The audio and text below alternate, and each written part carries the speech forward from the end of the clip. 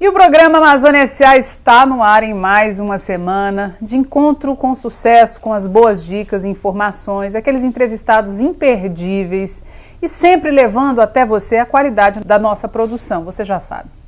E hoje a gente vai abrir o programa com um tema que aparentemente já está resolvido, mas é importante que a gente faça uma avaliação sobre este que foi o principal assunto de 2014 até os dias atuais. A cheia do Madeira e as consequências para os negócios no estado do Acre.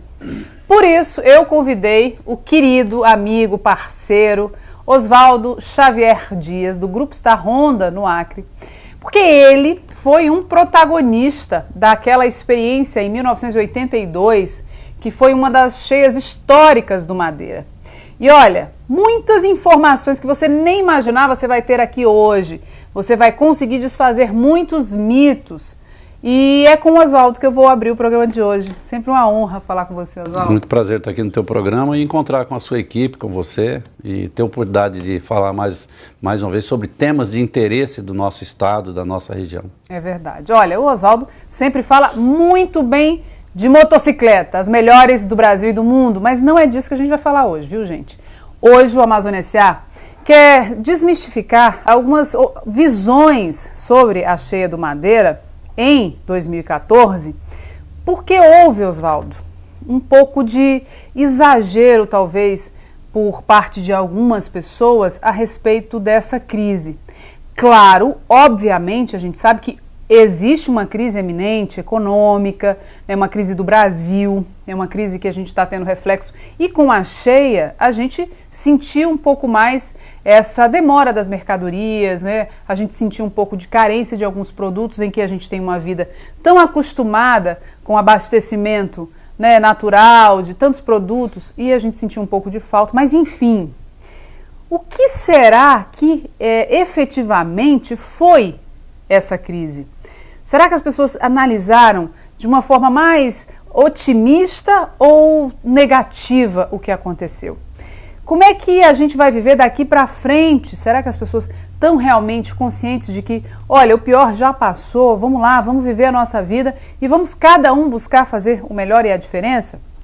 Por isso que eu convidei o Oswaldo, gente, porque esse é um tema que é um tema para as nossas vidas, para o que a gente vai fazer daqui para frente, aqui no nosso estado, aqui na nossa cidade, com os nossos negócios. Oswaldo Xavier Dias, em 1982, você esteve lá, você participou e você foi o convidado da Globo para falar sobre um pouco dessa crise, que foi a maior cheia do Rio Madeira já registrada. Muito maior do que essa, apesar de o registro ser só de pouco mais de 17 metros. Mas em termos reais, efetivos, foi muito mais dramático, né? Não tenha dúvida, Mirla.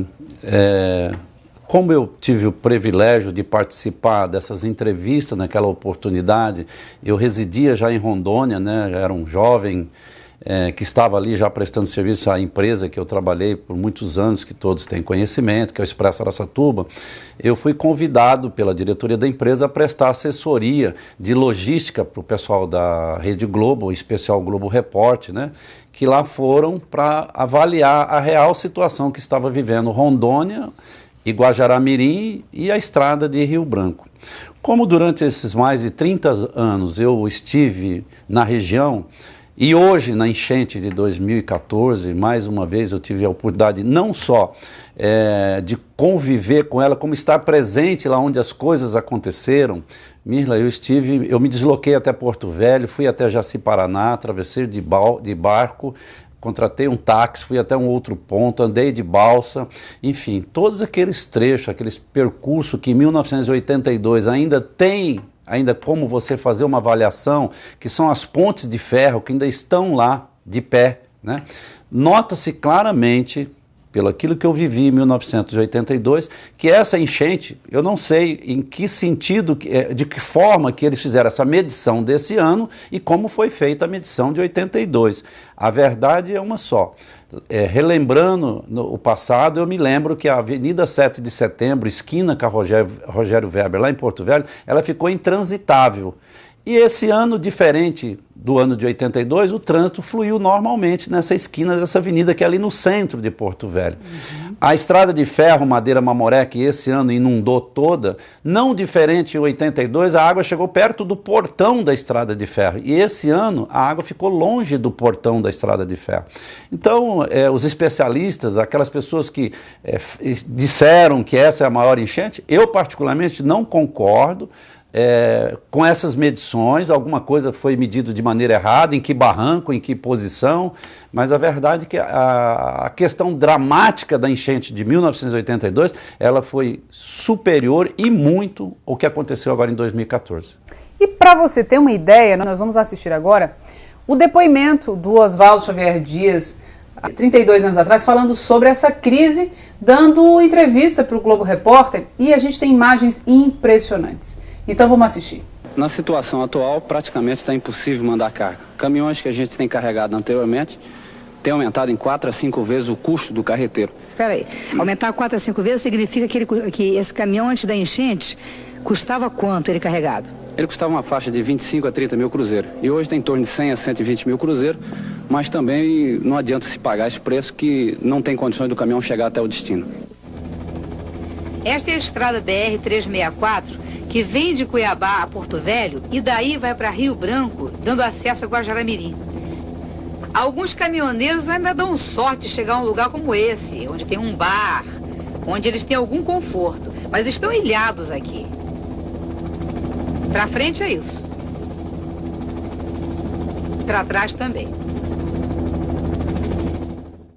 Tá aí, impressionante. A gente vê nessa reportagem do Globo Repórter de 32 anos atrás, que ela diz, e fica claro que é tanta água que impressiona, e ela diz, água para frente e atrás também só água e floresta. Oswaldo, você estava ali dentro do helicóptero.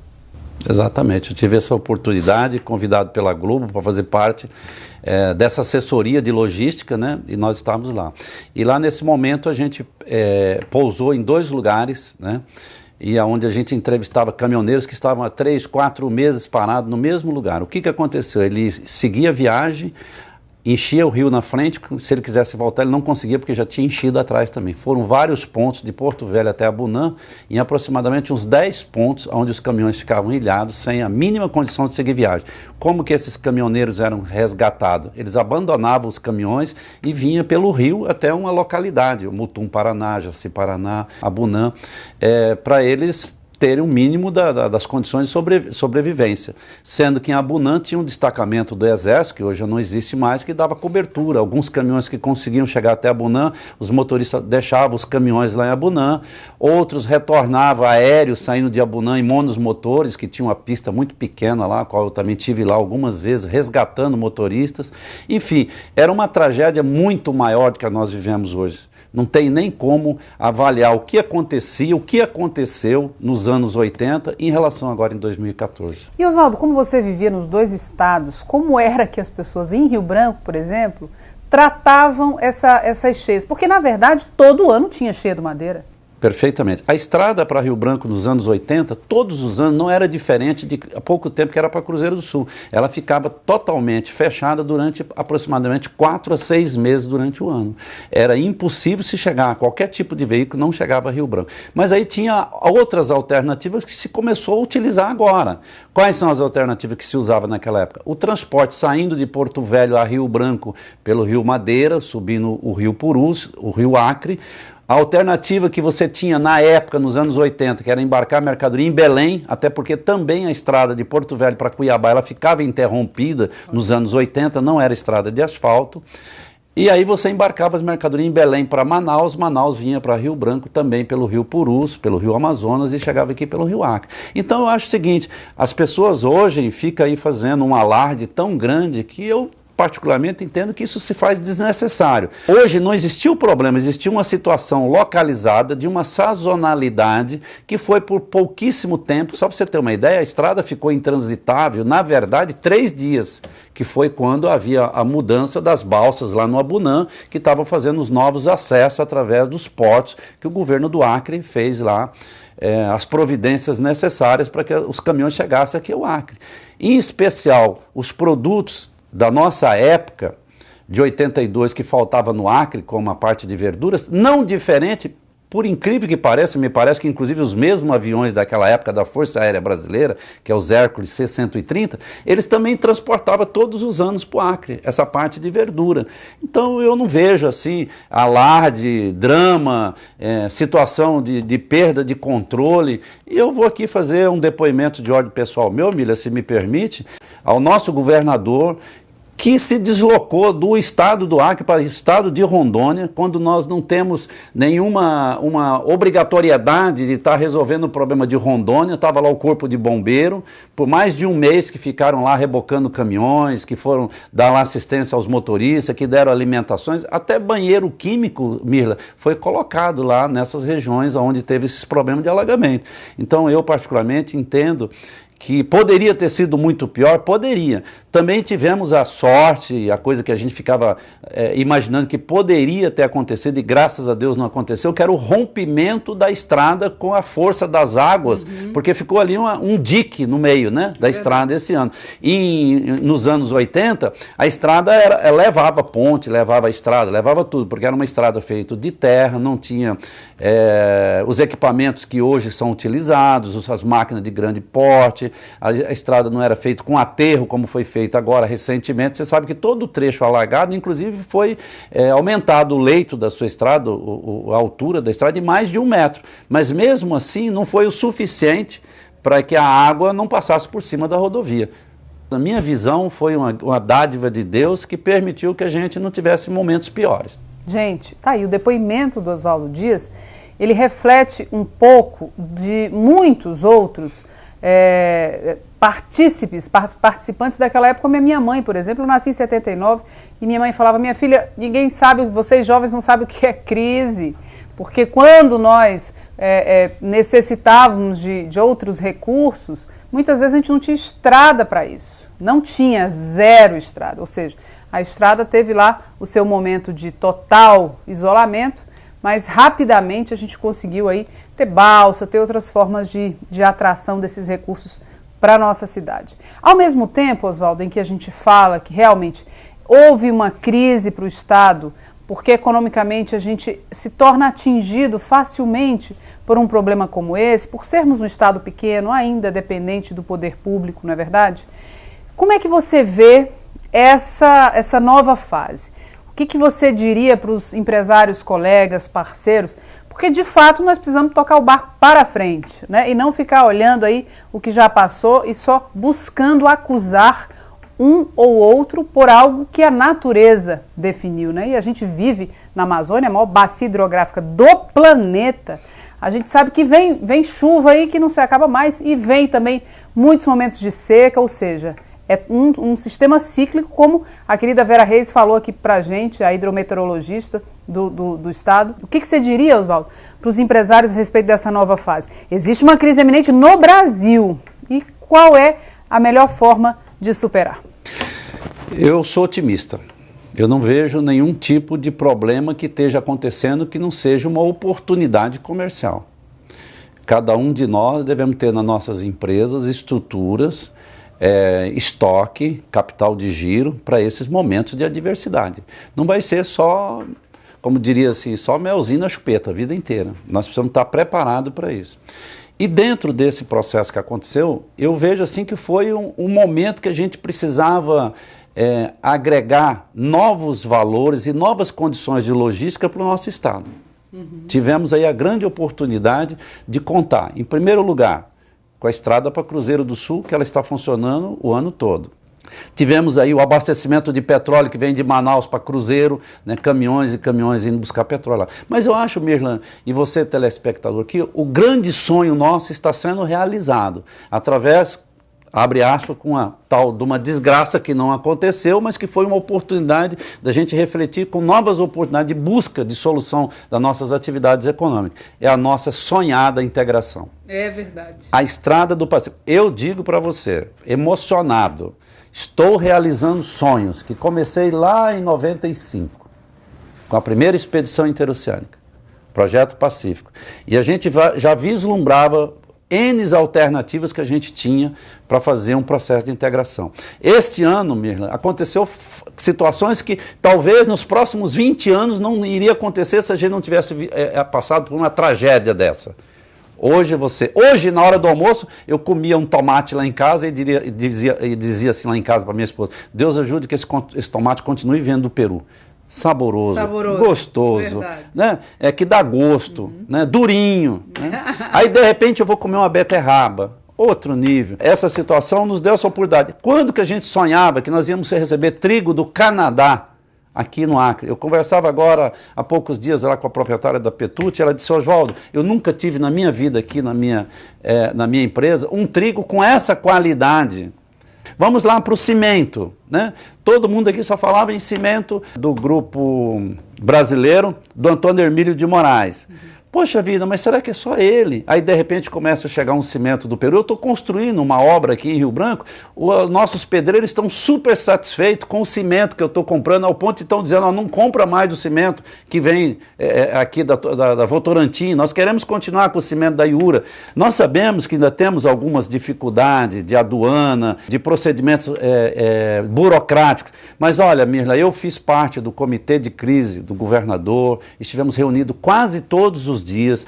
Outra coisa também que foi um sonho nosso, né? 5 milhões de litros de combustível vieram do Peru, onde o nosso governador peitou essa situação junto aos órgãos competentes em Brasília. Quem é o Estado brasileiro que conseguiu fazer isso, Mirla? Numa crise danada, faltando dinheiro, com os problemas dos haitianos aqui, que é um outro problema que nós estávamos convivendo, o problema da falta de capital de giro, de tudo, mas em nenhum momento, nas reuniões do comitê de crise, eu vi o governador derrotado. Eu não tenho dúvida. Se Deus quiser, dentro dos próximos 2, 3 meses, isso vai virar história, como virou a história de 82, e nós vamos poder sorrir novamente. Agora, você que não acreditou no seu negócio, que não teve capital de giro, né, que se endividou e que abriu mão do seu markup de lucro, olha, eu não tenho dúvida nenhuma, vão passar grandes problemas e alguns, inclusive, fechando as portas, né, que lamentavelmente isso está acontecendo no nosso estado. É verdade. Gente, está aí. Num depoimento emocionado do Oswaldo Dias, a gente consegue perceber que é na crise que a gente consegue ver um horizonte mais permeável, como foi a última edição da revista Amazônia S.A. Ou seja, é fácil de atingir bons resultados exatamente na crise, porque é ela que abre os nossos olhos para outras potencialidades, para outros objetivos, para outros lugares, para outros horizontes. E eu acho que isso ajudou muito o Estado. O governador Tião Viana, inclusive, eu acho que ele consegue analisar também, teve essa crise como uma forma dele também abrir os horizontes do Estado, com certeza. Não tenha dúvida, e aproveitando a oportunidade de estar aqui com você, também a enchente do Rio Madeira nos fez tomar uma decisão, né, que eu acredito que inclusive vai ser boa para todos nós, a nossa 4ª expedição interoceânica que a gente suspendeu e já marcamos para janeiro, só que com uma novidade, pessoal, vocês vão se surpreender o que vai acontecer em janeiro. O Rally Dakar passa pela Bolívia dia 10 de janeiro, hoje eu estava verificando junto com o Cassiano o roteiro, e nós vamos fazer a nossa 4ª expedição indo para a Bolívia, para o Chile e para o Peru, e que 2 dias da nossa expedição no Salar de Uyuni nós vamos estar assistindo a passagem do Rally Dakar agora em 2015. Então vai se preparando, início de janeiro, programe as suas férias diferente. Temos aí a capital da Bolívia, que é uma cidade importante, próxima aqui também ao Acre, que eu particularmente gosto muito da cidade, tem muitos atrativos, né?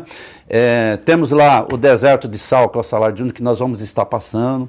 Vamos estar 2 dias lá em São Pedro do Atacama, no Vale da Lua, né, que é um lugar fantástico. Vamos ficar 2 dias em Iquique, que é a maior zona franca comercial da América do Sul. E 2 dias no Salar nós vamos estar assistindo o Rally Dakar. E não diferente, né, eu peço a Deus que a gente esteja vivo, né, e com saúde suficiente, e que o Amazônia S.A., né, com a sua equipe e com a sua pessoa já de bebê, né, vai estar com a gente lá nesta viagem inesquecível, né, vão ter muitos atrativos, nós vamos ter tempo agora para organizar essa viagem, não vai ter mais eleição, não vai ter mais Copa do Mundo, não vai ter mais crise do Rio Madeira. 18 dias de muita alegria e muita união. Muita alegria, então se preparem. A Honda nos surpreende, né? Dentro de poucos dias estará chegando aí uma moto Big Trail, que é assim a moto própria para fazer essa viagem, uma moto de valor econômico, extremamente acessível à população no preço. O programa Amazônia S.A. vai estar presente no lançamento dentro dos próximos dias. Então, eu acho que 2014 agora voltar à nossa atividade, comentava com você, né, da alegria, do prazer de estar entregando motocicleta, de estar atendendo cliente, de estar vendendo motocicleta, não vendendo sonhos, realizando sonhos, né? Acho que é isso aí, Mila. Obrigado pela sua oportunidade. Aí, gente, é sempre um prazer conversar com o Oswaldo Dias, esse amigo, esse parceiro. E você teve aí um monte de boas informações a respeito dessa crise que a gente viveu sim, mas já passou. E no passado foi muito pior. Então, obrigada a Deus, porque a gente viveu aí uma crise muito, muito, muito inferior a que os nossos pais, os nossos avós já vivenciaram. Então, Oswaldo, mais uma vez, muito obrigado. A Amazônia S.A. continua sempre com matérias inteligentes e interessantes para você.